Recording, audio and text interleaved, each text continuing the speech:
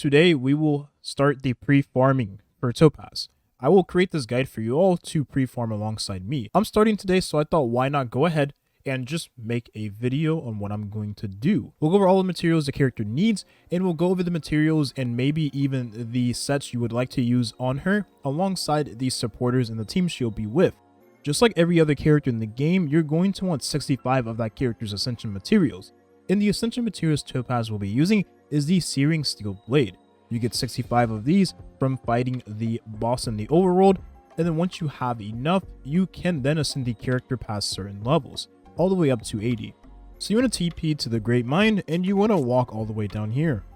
It does help having a character like Seal, but you can run right past in the middle of them. You just have to keep running, and then you want to go over here, and then the boss you'll be fighting for Topaz Ascension materials will be right in this corner. And lastly, if you want to send Topaz to just level 70, not 80, you're going to need a total of 30 of these bad boys. Now, every character in the game alongside their ascension materials is going to need a couple of other materials to go along with those materials. Now, trace materials you'll use to upgrade the characters for ascensions, but for Topaz, you'll be getting the Silvermane Metal.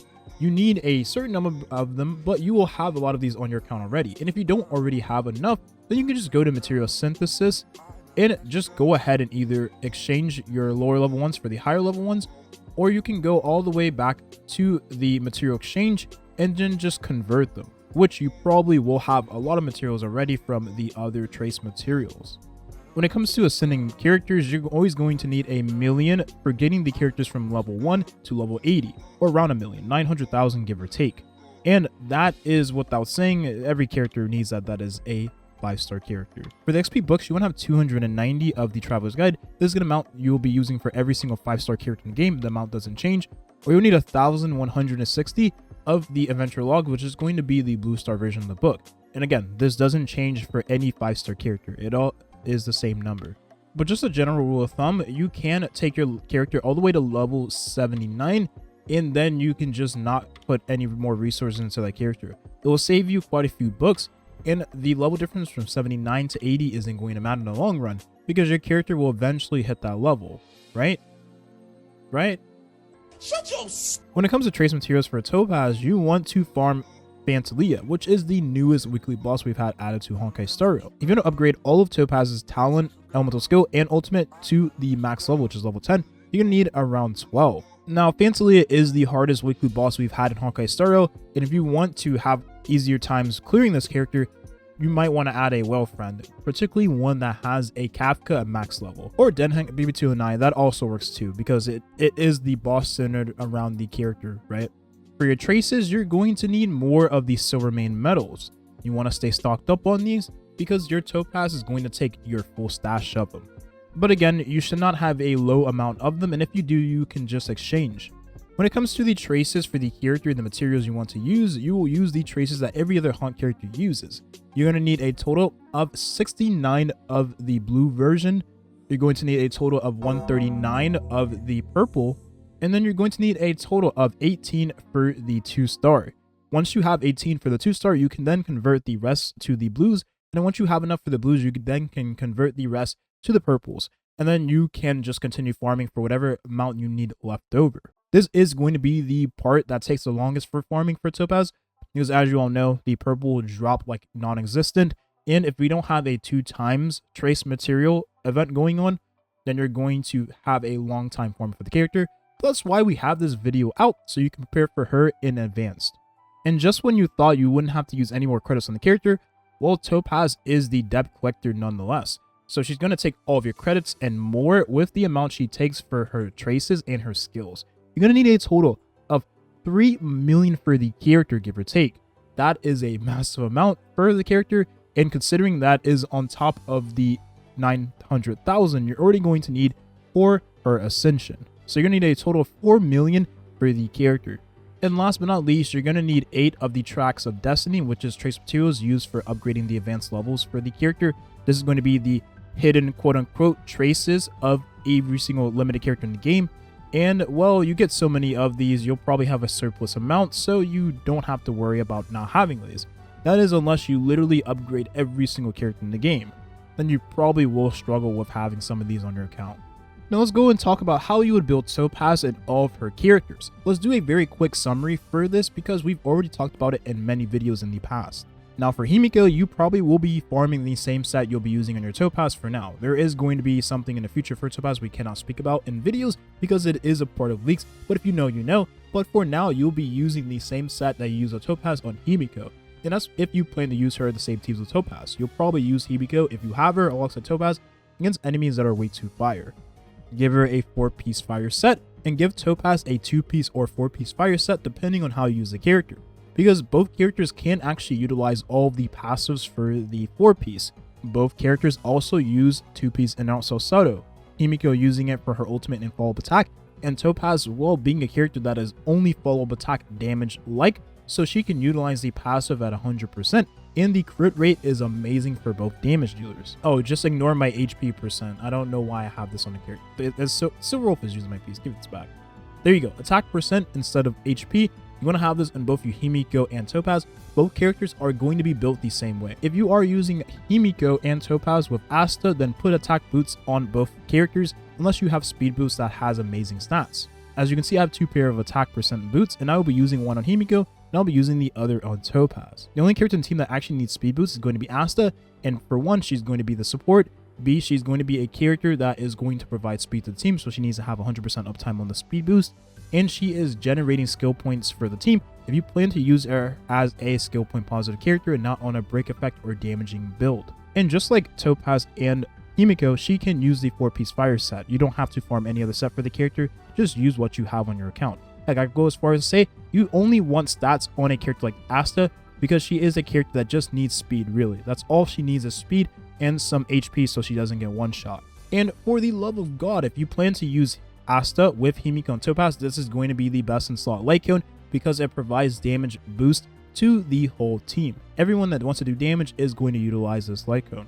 If you plan to use Kafka, well, your build on Kafka won't change. Just use what you already have on your Kafka. But make sure for the light cones, you want to use either Patience All You Need because this is going to increase Kafka's damage by a milestone because this is her best in slot light cone. And it enables her to be a main damage dealer without having any other dot characters in the team. It is hard to recommend Good Night and Sleep Well on Kafka in a team with Topaz because there will not be another dot user in the same party, so getting the 3 dots you need for Kafka is going to be very hard. You're going to be depending on the fire break to get one of those dots you need in order to increase the damage of Kafka.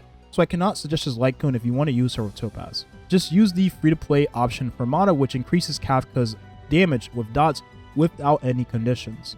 And Clara, well, this character you can put either on the Guard of Withering Snow set, which is a set you probably are already having on your account if you farm for characters like Seal, Silverwolf, and other quantum characters like Fu Xuan, or you can use any other set in the game. She is a character that wants stats first and foremost, so as long as you give her stats, she will be doing damage. You don't need any speed on this character, so having her with Asta is beneficial. Just make sure she has literally no speed. Herda, you can use the ice set, which is going to be best in slot for the character. You deal a ton of more ice damage, and you increase her crit damage whenever she uses her ultimate, which stacks with the damage boost she gets from her Eidolon 6 whenever she does hit the enemy. And the reason I bring that up is because Eidolon 6 increases the attack of the character, which will be a 25% attack increase on top of the 25% crit damage increase she gets from the ice set. But again, if you don't have any ice set pieces, then you can just use whatever you have in your account. Just give this character stats. Mars 7, just like Clara, you can use on the Guard of Withering Snow. She's another character like Asta who you just want to have stats on. It really doesn't matter what you use on this character. Just make sure she's fast and she has a lot of defense. Lynx you'll probably use alongside your Clara. Well, she's just like Asta and Mars 7. Give her a ton of speed, some effective resistance, and HP, and that's all you need on the character. And for Bronya, this is a character that we will be talking about more on the release of Topaz, and that's because of her interaction with Eidolon 4 and the pushing up of Numbi. We'll get more into that once Topaz does release. Now for this character, you will be building her a lot more different from the other characters. You can actually put her in a damage build, because if you have Eidolon 4, then she will be doing damage with her follow-up attack, which does damage to the enemy, right? And pushing up Numbi at the same time. So you can put her on a wind damage boost and put her on the wind damage set, which is pretty good for the character, right? It gives her action forward, allows her to take more turns, pushing up Numbi even more, and allowing her to get that follow-up attack turn once more, right? That's very important. Or you can use her in the speed set, which ends up giving speed to the whole team. So she has a mini Asta ultimate on her ult. That's also pretty good. And Jing, another character we will be testing on the release of Topaz. You build this character as you have him built now. You have him built on the lightning set, maybe use 2-piece lightning and then 2-piece attack, or maybe you have him built on the quantum set, Genius of Brilliant Stars. Whatever you have on the character, just continue using that, unless there is a follow-up attack set that ends up being beneficial for him and Topaz in the near future. Then you'll farm that set for both him and Topaz. So it's killing 2 birds with 1 stone practically. And Ting Yun being the last character you probably will be using with Topaz for the near future. This character you can put with just like stats of the other characters. She's a character that's basically extremely fast. She has one of the highest, if not the highest base tier speed in the game. So giving her speed boots and then any speed substats is very nice, giving this character effective resistance so she can use the 2-piece of the broken heel, giving crit damage to the team, and giving her an energy regeneration rate rope, which you want that on any support character in general, any harmony character, but having that on her makes it to where she can get her ultimate faster. And then for the light cone for this character is very important because you want her to give her ultimate to Topaz much more consistently than other harmony characters. Well, you would put her with meshing conchs, which allows her to get energy very, very quickly. Can we use Blade with Topaz? It sounds a little goofy. Maybe you can use him like you would use Clara, have Lynx put the elemental skill on this character, has his aggro value increased, and then he'll be counterattacking the enemy after 5 hits. That could work, but it sounds kind of goofy and gimmicky. I don't know if it's going to be the best in slot with Topaz, but it is something you can try nonetheless if you are feeling a little bit adventurous. That is going to be the Topaz pre-farm guide. I hope you got something out of this. I forgot to mention, when you are using Bronya and you are using her in a team with Topaz, is very important.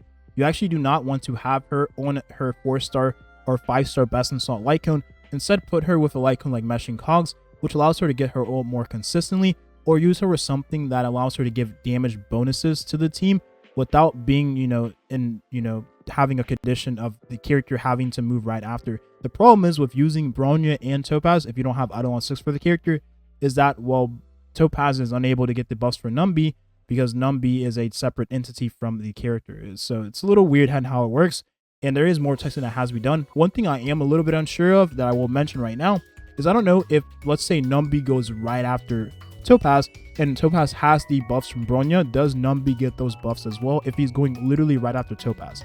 I don't know. We'll have to wait and see. It is hard to tell. I have to try it on a character like Himiko, and Himiko will work the same way like Topaz does with Numbi. But again, we'll wait and see for the release of this character. Thank you for watching. Hope you enjoyed. I will be making a full Topaz guide before she releases in the game. So if there's anything you want to see on the guide, let me know in the comment section down below. I will be reading all of the comments. Thank you for watching, and have a nice rest of your day. Peace.